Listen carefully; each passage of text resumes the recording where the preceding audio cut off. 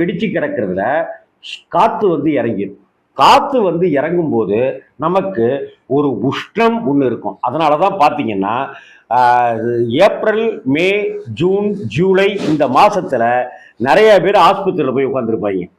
திடீர்னு என்னங்க சளி வந்துருச்சு, அது போகவே மாட்டேங்குது, திடீர்னு நல்லா தான் இருந்துச்சு, குளிர் ஜுரம் மாதிரி வந்துருச்சு அப்படின்ட்டுலாம் இருப்பாங்கனாக்க இந்த சீதோஷ்ண மாற்றங்களால் ஏற்படுகிற விளைவு. இதனுடைய அடுத்த விளைவு தான் புரட்டாசியில் புரட்டி எடுக்குது மழை அப்படின்னு சொல்லுவாங்க.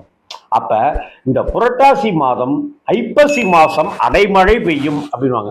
சும்மா டி ராஜேந்தர் மாதிரி ரைமிங்காக சொல்லப்பட்ட வார்த்தைகள் கிடையாது.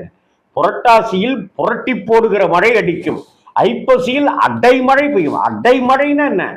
அப்படியே சீரா பெஞ்சுக்கிட்டே இருக்கும், மழை பெஞ்சுக்கிட்டே இருக்கும். அப்ப என்ன ஆகும்? உங்களுக்கு உடல் சூடு அதிகமாகும். ஏன்னா ஏற்கனவே வெயில் காலம்,